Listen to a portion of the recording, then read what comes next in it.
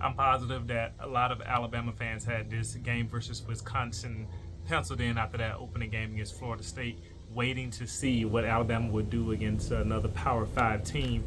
And I would say it looks like Alabama answered a lot of questions that people may have had.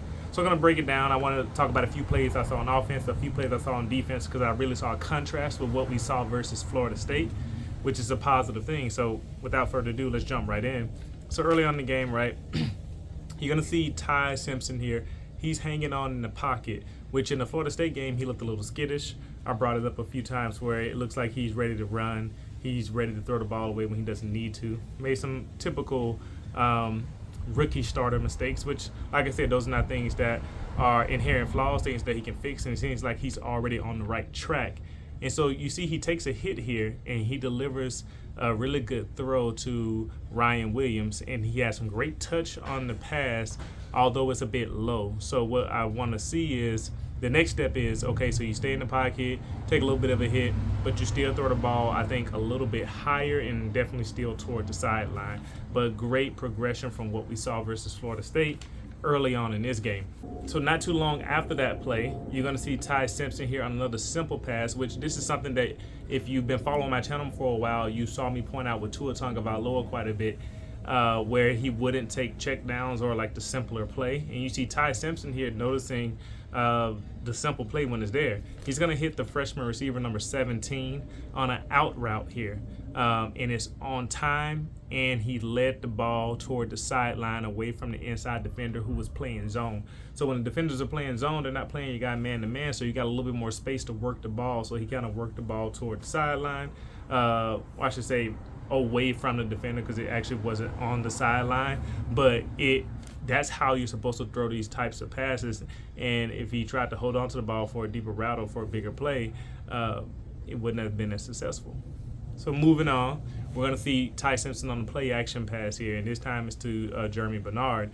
And I would say this play is actually well designed, so shout out to Grubbs, the offensive coordinator. So he has the tight end run a post route, which is where you usually run somewhere between 17 yards up the field. And this play may be a little bit deeper, and then you cut at an angle toward the middle of the field. And then he has the slot guy or the other receiver who's next to tight end run what it looks like a skinny corner route, or like a deep route that fades toward the sideline.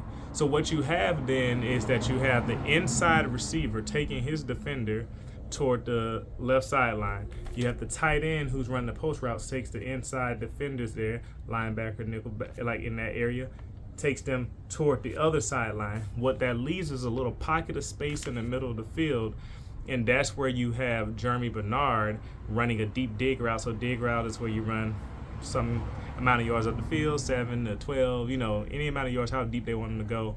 And then they cut inside, and run laterally in the middle of the field. And that play was designed so that Jeremy Bernard will be open in that middle space, and Ty Simpson hit him. Now, where I actually think this play could have been better is if Jeremy Bernard worked on his footwork for the route running a little bit. It was kind of like a lazy cut in. He just kind of rounded, if you get what I mean. He didn't stop, set his feet, and then have a sharp take to the inside. He just kind of rounded his route toward the middle of the field, which worked because there was a lot of open space. But against better corners, they can recover against that type of thing and possibly get an interception or a pass breakup. So that would be the next step in that. Okay, so further on, now we're going to give some love to Kevin Riley. I really like what I've been seeing out of this redshirt freshman running back. He was a 4-star running back out of high school a couple years ago. He has really good vision and good feet, and you see that on display in this play. It looks simple, and to some degree it is a simple play. Like, he gets the handoff, he finds the hole. But I think the more touches you give someone like Kevin Riley, the more you'll allow him to shine. He'll really start to pick up yardage in a way where people don't realize why he's doing it, but it's because he sees really well where the defenders are coming, and he knows how to avoid them. So you're going to see him cut to the outside, and watch how he uses his stiff arm tactfully. Like, he's not the type to just I'm just trying to keep these players away, I'm just throwing my stiff arms out. He puts the stiff arm out at precise timing. Like, he makes sure to do it right at the time where he can get the most strength on the push. And so he did that at least 2 or 3 times on his run, allowing him to keep his momentum up the field, not get slowed down by the defender. So not only does he see where he should go, and not only are his feet good at getting him to where he needs to be, he also knows how to use the other aspects of his game to also enhance his running style. And I think we're going to see a lot of good stuff out of Kevin Riley if Alabama gives him the ball more often. So now we're going to go back to Ty Simpson on this play where he hits Isaiah Horton, the transfer wide receiver, on a post route for a touchdown.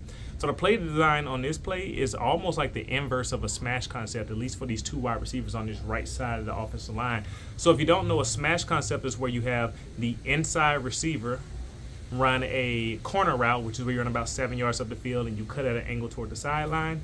And then you have your outside receiver do a short hitch route or like a comeback route, where you run about 3 to 4 yards up the field, turn around. And the reason why you do that, and it's really effective against coverages like cover 3s and in the cover 2s, where like you have people who are watching certain areas and you're going to make them make a decision on who they're covering. So in a lot of zone coverages, when there is an out route, the cornerback has to determine, am I going to cover the receiver who's running, the inside receiver who's running the out route, or am I going to drop down and cover the receiver who is running the short route? And something's open. So on this play, you kind of have the inverse where you have the inside receiver running the shorter route and you have the outside receiver running a post route. And what this does is that it leaves space right above that the inside receiver space in the end zone. I think that's why you do this type of route in the end zone, because what happens is that you have you're trying to get into the end zone rather than just trying to get some yardage for a first down, which is why they typically do the smash concept to the sideline. But this time they're trying to get the touchdown. All that to say, I was just kind of nerding out about the play design there. Ty Simpson throws with some really great timing. If you notice, he doesn't release the ball until the receiver is crossing the defender's face mask. So he's crossing the defender's face, and the ball's already coming. Now, I think what Ty Simpson could have done, though, is because what we saw is that the ball's upfield. So he threw the ball kind of upfield, and it was pretty high, so the receiver had to jump up and get it.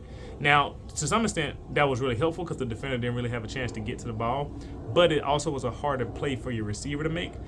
There was a lot of space in the end zone and toward the back of the end zone for Ty to kind of really lead that ball toward the middle of the end zone and still keep it a bit high to keep it safe from the defender. But I think that would have been a better pass for sure. But hard to argue with the result here. He did well. It's just that what's that next level, and I think that's the next level. But great play from Ty Simpson there.